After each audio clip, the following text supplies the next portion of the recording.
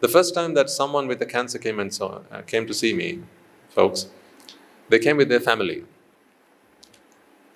And I remember that event to this day because I think the conversation that we had opened up a whole new avenue for a lot of people in the room. So this was the mother of the family. She was quite young, relatively.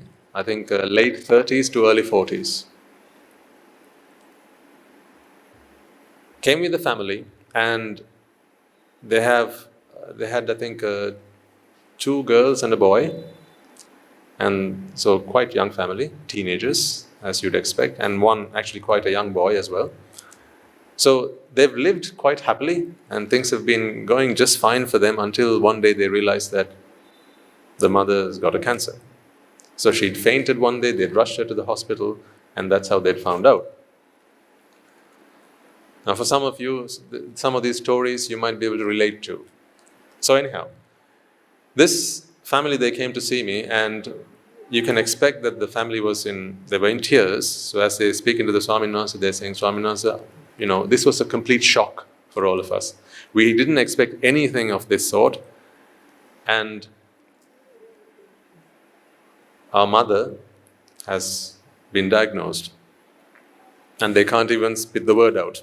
It's one of those things, right? When, you really struggle to deal with that. So you don't even want to say the word out, it brings a tear to your eye. Sometimes it can be quite a shocker for people. So I said, fine.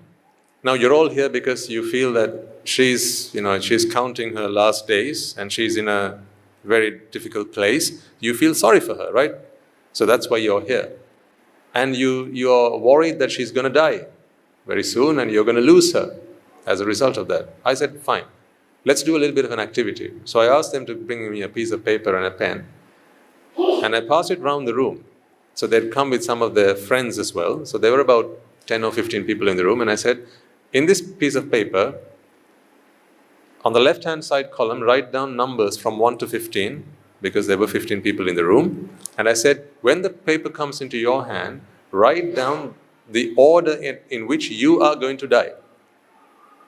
Does that make sense? So imagine I gave you a piece of paper starting with this good lady here and pass it down all the way to the back of the room with the number of people in the audience, and I say, write down your name next to the number which represents your order in which you're going to die. How far do you think it went around the room? How far do you think it went? It stopped. It didn't go any further than the first person. Because they took the piece of paper, pencil in hand, scratching their head, wondering, where do I put my name? So I said, let me help you. Let me make this easier, right? We know who's going to be first, surely. Right? You brought your mother with you, who's got the cancer, and you're telling me that she's going to be dying soon, so that's why you're here. You feel sorry for her. You want her to listen to the Dhamma, right? That's why they brought her. They want her to listen to the Dhamma, so that she can heal herself spiritually.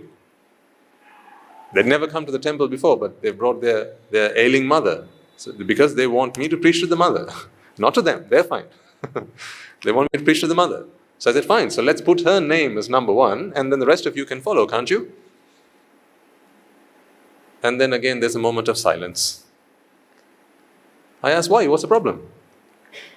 But Swaminatha, we can't really say that it's going to be her going first, can we? I said, oh, really? But isn't that why you brought her here today?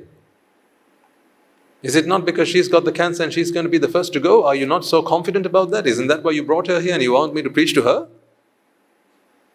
And then they all said, we get the point, Swaminatha, we get the point. We all think that it's going to happen to somebody else. Honestly, ladies and gentlemen, answer this question for me, will you? When you cross the street, right? How many times have you risked your life?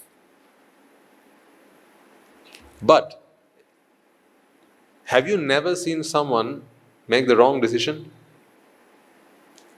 And then an oncoming vehicle, right? It crashes into them, and then that was the end of their story.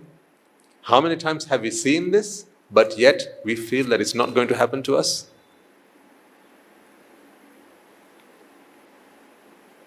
When you go to a funeral, sometimes it might be to a young person's funeral. Maybe they're not very elderly. Perhaps in the middle of the, middle-aged people. Maybe even quite young people. You look at them and you say what? Sinner? I've heard people say this. Ayo, sinner? This young boy? How youthful? What a shame that he has to go so soon. And then what do? At the end of that, after the funeral, we have our meal, and then we, have a chit chat with the rest of the family. And when we come home, and when we just forget about that, and just carry on with life. But in that moment, right, it is a shocker for you. How so? People so young, this can happen to. And you begin to wonder, might it? Nah, not to me.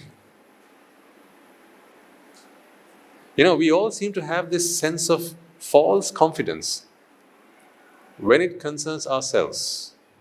I can't stop life taking over you, but I can help you to deal with life.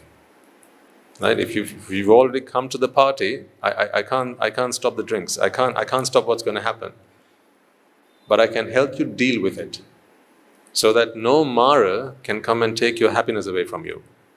Right? Come, it may death, disease and decay. I can't stop any of that for you, but I can help you fortify your mind and strengthen yourselves, so that in the face of any adversity, you can become unshakable. That I give you as a promise.